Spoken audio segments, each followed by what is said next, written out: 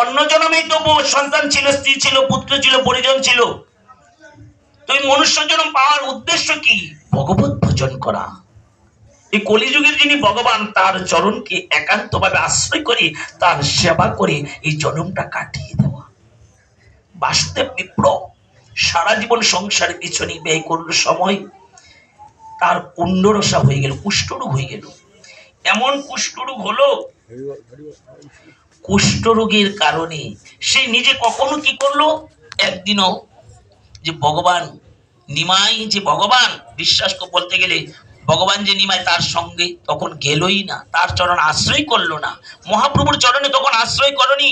যেমন বৃন্দাবনবাসী যত বৈষ্ণবের গণে যে লিখেছেন কে, দৈব কি নন্দন দাস, উনি কিন্তু বৈষ্ণব অপরাধী ছিলেন, চাপাল গোপালই ছিলেন, তারপর হলেন উনি দৈবকী দাস।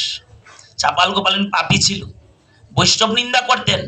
শুধু আপনি হাত দিয়ে রন্ধন করে স্বামী স্ত্রী মিলে নিজে নিজে সংসার পরিপালন করে, নিজেই শুধু খায়েন না, রন্ধন করে অন্তত রবিবার, বৃহস্পতিবার, হ্যাঁ, অমাবস্যা, পূর্ণিমা, একাদশী, পরের দিন, আগের দিন, বিশেষ তিথিতে, ওই যে আমি বলেছিলাম কারা করেছেন জানি না, প্রভু প্রিয়াজিদের তিথি গেল, আমার বিষ্ণুপ্রিয়া ঠাকুরানী যে আবির্ভাব তিথি গেল, যে বিষ্ণুপ্রিয়া ঠাকুরানী দেখিয়ে গেল, নিজে কি করলেন, হরিনাম করে করে এক একটা তুণ্ডুল রাখতেন।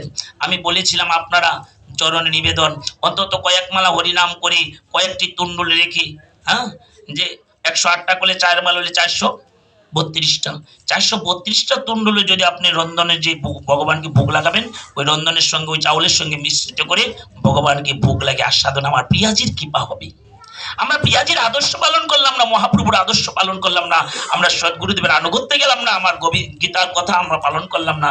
শুধু করলেই তো হবে না। গীতায় তো ভগবান বলেছিলেন, অর্জুন আমার কথা যদি না শোনো তাহলে তোমার বিনাশ হবে, আর যদি শুনো তাহলে তুমি যুদ্ধে জয়ী হবে এবং আমাকে পাইবে। আপনারা পালন করেন না করেন, কিন্তু আমার শাস্ত্রীয় কথা আমার বলার প্রয়োজন, আমি বলে যাচ্ছি, হয়তো কেউ পালন করলেও করতে পারে, এই জন্য অপরাধ নেন, একটু কথাটা কঠিন হয়ে যাবে। এই যে এক বাবা ঠিকুজি ছিল, ঠিকুজি কুষ্টি গণনা করে রেখেছিলেন, সে কখনো রন্ধন করে ভগবানকে ভোগ লাগায়নি, মাও রন্ধন করে কখনো ভোগ লাগায়নি, আমার গৌর গোবিন্দের চরণে দেয়নি। সে কি করলো, তার ঠিকুজি যখন পেয়েছিল যে অনেক বছর বাঁচবে, এক সময় তার এই ঠিকুজিটি আলমারির মাঝে রেখে ফুর্তি করতে লাগলো, খাও দাও ফুর্তি করো, দুনিয়াটা মস্ত করে এমন ভাবে সংসার করে কাটাতে লাগলো।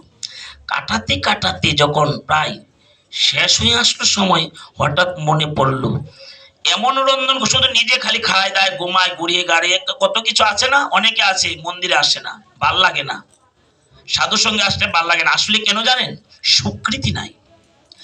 যার পাপ আছে, যিনি পাপ করছেন বাবা পাপ আছে, উনার নরকে যেতে হবে, যার পুণ্য আছে উনি পুণ্য লোকে বা স্বর্গে যেতে পারে, কিন্তু স্বীকৃতি যার নাই, তিনি হরি কথা গৌর কথা শোনার যোগ্যতা অর্জন করতে পারে না।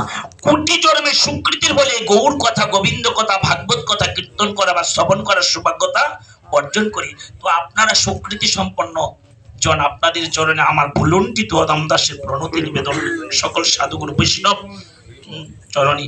তো কি হলো, ওই যে প্রতিদিন নিজে রন্ধন করে খায়, তো যখন পুষ্টি বার করলো, দেখলো কি যে আর বেশি দিন না, 80 বছর শেষ, হয়তো জমা আজই আসতে পারে, মৃত্যু আজই হতে পারে। এখন বলে আজকে ভালো ভালো আর কিছু বাজার আনবো, ওই যে বিভিন্ন রকম